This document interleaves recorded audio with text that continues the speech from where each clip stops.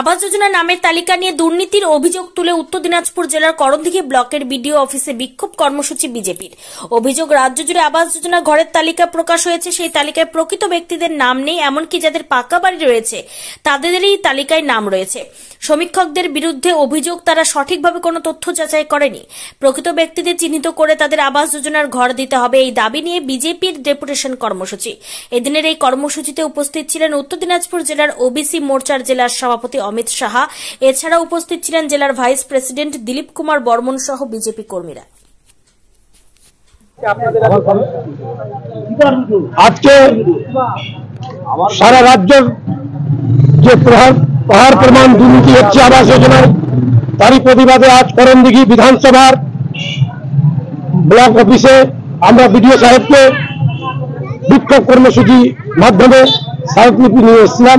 6 দফার আমাদের দাবি ছিল, কিন্তু বিডিও সাহেব আমাদেরকে কালকে পারমিশন দেননি। তবুও আমাদের জেলা এবং রাজ্যের নির্দেশে আমরা এই বিক্ষোভ কর্মসূচিতে অংশগ্রহণ নিয়েছিলাম। আমরা যখন জানতে পারি যে বিডিও সাহেব আছে, তখন আমরা তড়িঘড়ি করে সবাইকে ডেকে আমরা ডেপুটেশন দিতে এসেছি। কয়টি দাবি রয়েছে আপনাদের? 6 দফা দাবি ছিল। প্রথম দাবি হচ্ছে প্রাক্তন লিস্টে যাদের নাম ছিল আবাস যোজনার তালিকায় তাদের নামকে কেটে সরে দেওয়া হয়েছে। আমাদের দাবি হচ্ছে সেই সমস্তগুলোকে যেন ওই প্রাক্তন তালিকার নামগুলো যেন পুনরায় বহাল করা হোক। যারা প্রাপ্যের অধিকারী, যারা ঘর পাবার অধিকারী, তারা যেন ঘর পাক। দল নির্বিশেষে, ব্যক্তি নির্বিশেষে, জাতি নির্বিশেষে, ধর্ম নির্বিশেষে আমি বলবো, যারা প্রকৃতির গরিব, যাদের মাথায় ছাদ নেই, তারা যেন ছাদ পাক।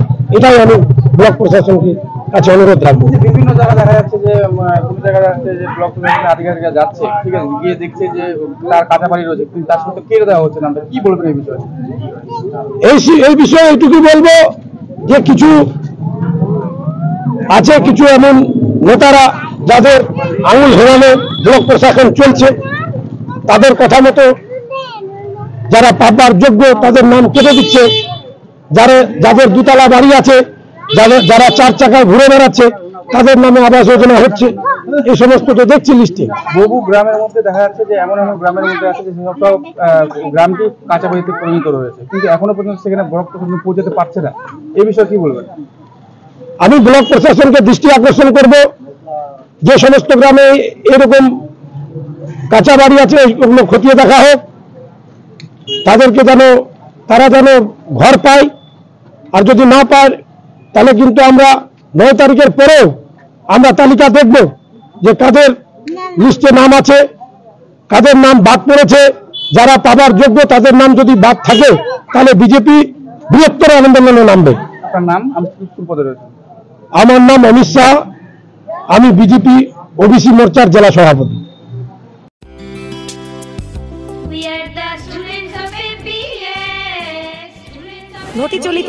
ভর্তি চলিতেছে Shivam education and social welfare ট্রাস্টের পরিচালিত অরঙ্গবাদ পাবলিক স্কুল। এটি একটি বাংলা মাধ্যম আবাসিক অনাবাসিক শিক্ষা প্রতিষ্ঠান। 2025 শিক্ষাবর্ষে 5ম থেকে 9ম শ্রেণী পর্যন্ত বালক ও বালিকাদের ভর্তির জন্য ফর্ম ফিল আপ চলছে। ফর্ম পূরণের শেষ তারিখ 22 অক্টোবর 2024। ভর্তির পরীক্ষা 27 অক্টোবর 2024 রবিবার দুপুর 12টা। औरंगाबाद पाब्लिक स्कूलेर जंगीपुर शाखा मियापुर कैम्पासे बालक और बालिका विभाग, तालाई कैम्पासे बालक विभाग, लालगोला कैम्पासे बालिका विभागेर जोन्नो अनलाइन अथवा अफलाइने फर्म फिल आप करुन। स्कूलेर विषये विस्तारित जानते फोन करुन 7501593336 বা 8617369044 9593494785 8926686155। We are the family of Shivam.